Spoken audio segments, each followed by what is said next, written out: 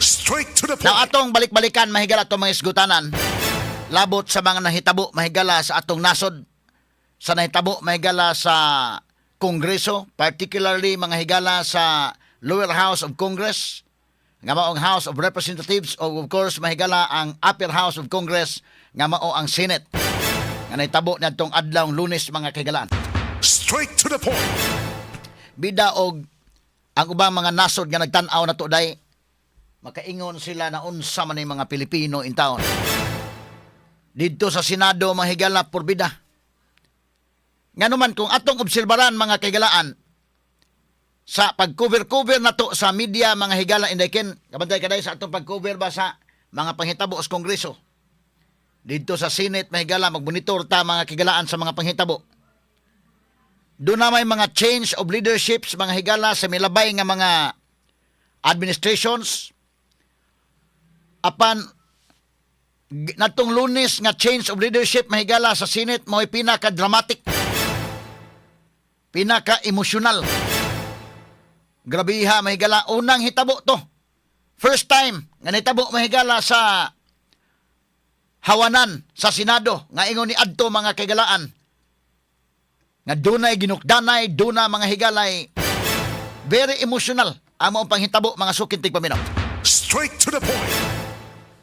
Karon nga administrasyon mga higala ni Presidente BBM, duna na mga kapila naman nag-change of leaders dia sa Senate day. Di ba ang unang senador nga kung ano to si Subiri man, ang first Senate President? Pagkahuman ni Subiri, gipulihan sang Chis Escudero. Of course, dunay mga murag emosyonal mahigala ka nagpuligod og leader sa Senate. Pero pagpulin Chis Escudero, kuan lang, sports lang. Pero dili, priya kagubot mahigala sus marusip. Nato nahitabo na tong Lunes mga kaigalaan. Makalingo-lingo kagyod. First time lagi, ngalabihan ka dramatic ang change of leadership mga higala sa Senate. Kana tradisyon na sa Senado ha. Sa una pa mga higala nga ikaw nga mudagan o ikaw nga gi-nominate mga higala pagka Senate President ang imong butaran ang imong ginominate nga kontra. Nagpabilin ka na nga tradisyon hantod karon.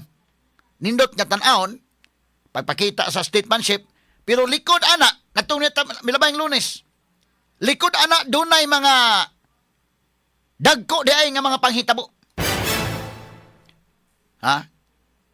Ay pag-change of leaders mga higala diri sa Senate at panahon nga si Subiri gipulihan ni Chis Escudero, of course doon na mga kaigalay 19 Congress pa to.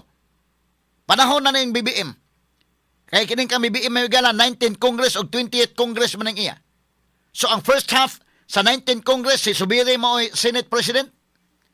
Mao ba to day? Ako masayop day. Nya pag change of leadership mahigala si Chis may nipuli medyo emosyonal. In fact, si Subiri mahigala ni hatag makagalaan sa iyang speech, medyo emosyonal siya.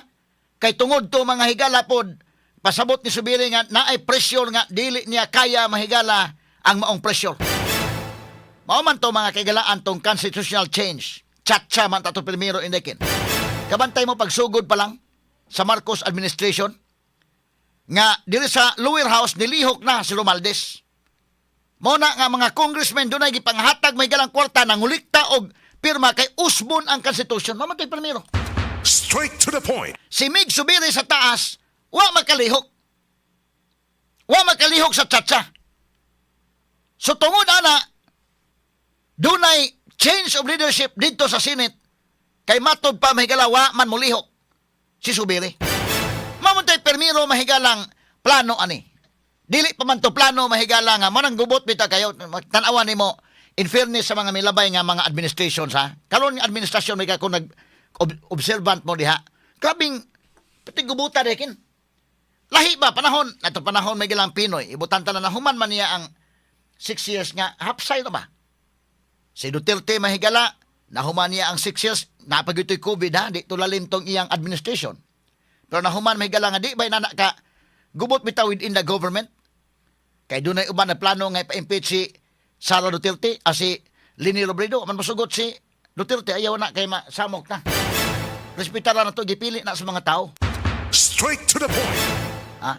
Ang mga tao may nagbutang, anak. Mga tao may nagpili, anak. Dili na basta-basta lang tango nimo. Mga sovereign Filipino people may nagbutang, anak. Diya. So, hapsay ra. Karon mahigala kung naka-observe ka, grabe yun ang, nga naman, ang plano ba murag, pagsugod pa lang gani, murag di na ganahang manaog sa gahom.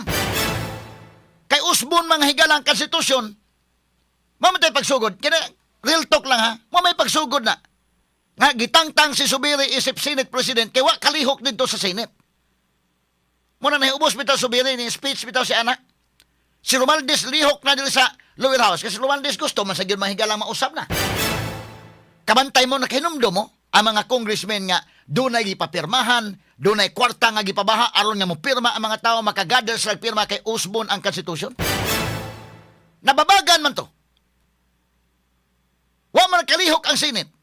So, change of leadership. Pero kanto nga change of leadership, dili kayo inana ka emosyonal. Of course, doon ay mga emosyon gamay nga inana. So, napuli si Chis Escudero, subiri mo doon ay kay ubos. Inana lang. 19 Congress to. Pag 28th Congress,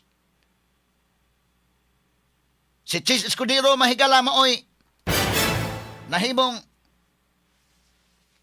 Senate President. Pag change of leadership from Chis Escudero to Tito Soto, gikuditan na Chis Escudero. Pag kuditan nilang Chis Escudero, mga sukid di paminaw, doon na kaya po'y medyo emosyonal. Nga man tong hitabua mahigala, tungod to sa sige ng investigation sa Senate Blue Ribbon Committee, gipang mention ang nga ni Chis Escudero, nila mahigala ni Joel Villanueva o Jenggoy Estrada, na mention sa nga ni Romualdez, pero ang Senate, dito sa ubos balay-balawlanan, okay ra si Romualdez. Pero dili sa Senate mahigala murag pakita sa sila makigala nga doon na sa prinsipyo dili sa gusto og leader nga na involved so napulihan si Chis Escudero. Puli ang leadership ni Tito Soto, puli ang leadership sa Blue Ribbon Committee. Si Lacson naman nagda sa Senate Blue Ribbon Committee. Kadto nga change of leadership medyo emosyonal gihapon pero dili mga higala pariha sa milabayng Lunes. Mas grabe gitong Lunes mga kaigalaan. Of course, kanumdo mo pag si Subiri, panahon ni Subiri sa Senate President, gipulihan sa Chis, si Subiri ni butar ni Chis. Si Chisa di butar ni Subiri. Inana lang. Nga naman tradisyon na sa Senate. Adi ka mo butar sa mong kaugalingon, di ba? Tradisyon na sa Senate. Dugay na kana nga tradisyon ug wa na mawagtang na nga tradisyon. Hina mayo po din noon, ngay padayon na maon tradisyon karon. So, ningon si Chis Escudero, I vote for Subiri. Ingon po Subiri, I vote for Chis. Pag change of leadership, kabantay mo ni Chis Escudero ni Tito Soto, sports lang. Ingon Chis Escudero, I will vote for Tito Soto. Ingon po si Tito Soto, I vote for Chis. Pero, doon na gyapon pagka-emosyonal, pero dili gyapon kaayo. Niyadto milabayng Lunes pagkagrabiha sa mga kagalaan. Straight to the point. May grabe-grabe. Of course, na-preserve mahigala ang tradisyon. Ingon si Cayetano nga mabutar siya mahigalang Tito Soto. Si Tito Soto sa dibutar ni Cayetano, inana. Sawa pa makita, likod sa kamera nga dunay ginukdanay day mga sukid tig paminaw. Straight to the point. Ginukdanay day grabing gubuta eh. First time nga nahitabo. First time nga nahitabo sa Philippine Senate mahigala nga usa ka senador gigukod mga kagalaan, giharas diha sa ang kaugalingong balay. Straight to the point. Nya unsa may basis? Ha? Unsa may basis? Warrant of arrest manghigala nga gikan sa foreign country. Asa man tong bidano kay basic pa ning konstitusyon mga sugid tig paminaw di man ta kinahanglan nga kuan oy sa mga pulsay kibaw man ana. Basic under the constitution mga sugid tig paminaw. Constitutional rights na under Article 3 Section 2. Kanang warrant of arrest mga sugid tig paminaw limang kag warrant of arrest gipagawa sa laing country. I-implement diri sa Pilipinas. Unya, ang nagdapag yun sa warrant of arrest ang usa ka private person nga si Trillanes. Wa ka ba?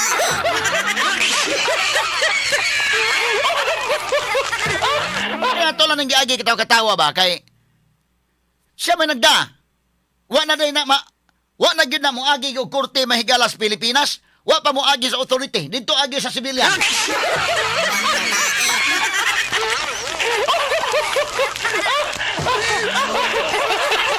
Kaya na ito ba, punto por punto lang ba? punto por punto lang, mahimo ba ganun? Sa may personality ni Trillanes, nga sa may nikuha warrant of arrest dito sa ICC. Nga mo ni nahitabo, mo ni nakahatag og kagubot dito sa Senado kay pag tunga ni Bato mga kagalaan, gigukod siya dito. Dili tan-aw ko mo file except dito gagian na Bato day. Wa siya mo agi sa entrance gate mahigala, entrance door diha sa Senado mga sukid tigpaminaw. Liman ka nang hitabua mga kahigalaan. Unya unsa may basis kay imong dakpo ng tao? Kanang warrant of arrest gikan sa ICC nga wa mo agi sa tong korte, that is equivalent of no warrant. So imong dakpo ang usa ka senador sa pinaagig warrantless arrest? Straight to the point. Unya kana mahigala dunay mandato na sa mga tao. Dunay mandato 24 ka mga senador, appears Bato ana ika-24 maaron nga makumpleto ng 24 mahigala dili sa ika-24 nga sa number. But appeal siya nga nagcompose anang 24. Ug imong kuhaon na imong gideprive ang katawhang Pilipinon og senador. Kini punto por punto lang ha. Punto por punto lang. Imong gukuron ang usa ka senador diha sa Legislative Department, ang mo dakop mahigala taga Executive Department, musod dito sa Legislative Department nga separate branches of government man na. Og atong punto por punto lang sa balaod. Basta-basta bago na mga sukid tig paminaw. Nya kining NBI, with due respect sa taga NBI, kay bawo ta may gala mga abogado sa nang naa diha, with due respect nila. Kay bawo ko kay bawo na sila sad, pero kanang nasuguan na sa taon pud ba.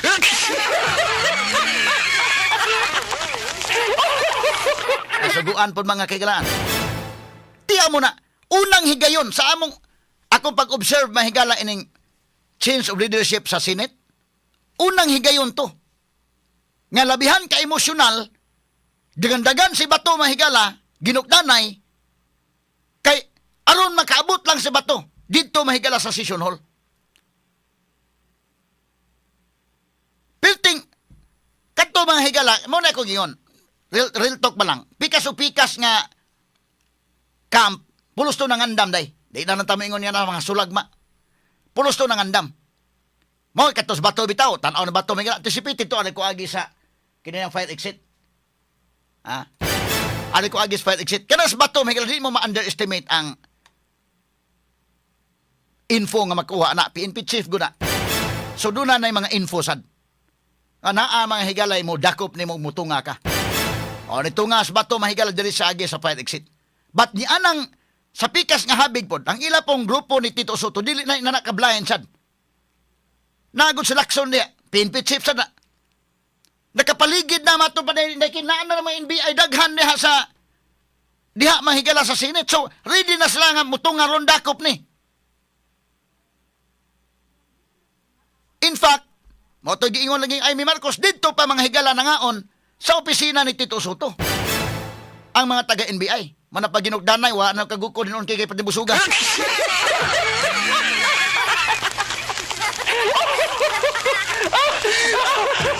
Kaya ito lang yung katawa, bapat unang obserbasyon, ikaw day, dugay-dugay naman kasi yung slum day.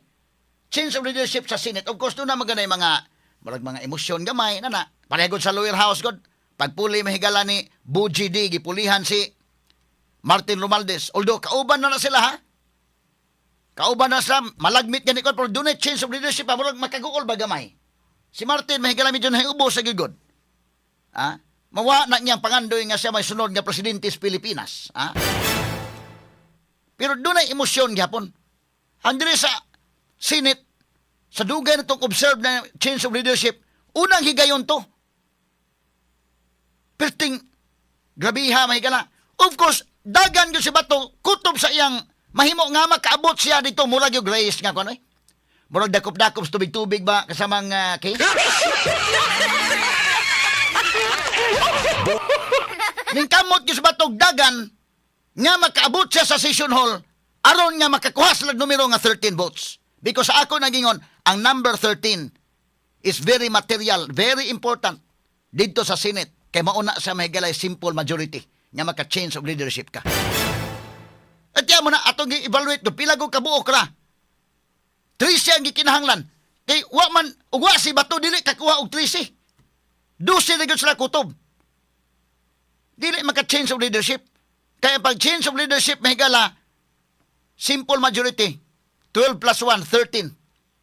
Kaya mo igiingon sa Constitution, mga kaigalaan, nga kinalan majority under sa Article 6 diya sa 1987 Constitution. Munang, very important nga makakuha sa numero nga 13. Igo gyud mahigalan dinaganay gahangos-hangos bato abot session hall. Pag abot sa session hall, manifest dahil kita no naa namin number. So kadto planado to silang kabahin. Although kay ingong kay tano mahigala nga kwan. Nano to mga plano. Tama ingon nga mga surprises unsa. Sila po instituso to wato, may plano to nga tangan gyud harangon gyud. In fact gipakaon biton taga NBI, ang nabulaga ng suto nga nakaabot gyud dito sa session halls ba to. Nakaabot gyud nga. Pabitaw to pag voting na mahigalag. Nadangan bitaw buto suto murag disturb siya kay may ang utok na disturbo siguro nga nung basin nga saba pa sa text nga nung nakalusot man ni dire.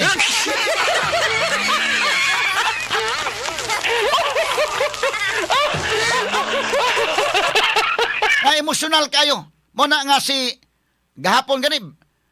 Nagkalantugi may gala Ruben Padilla o si Kiko Pangilinan labihan ka emosyonal.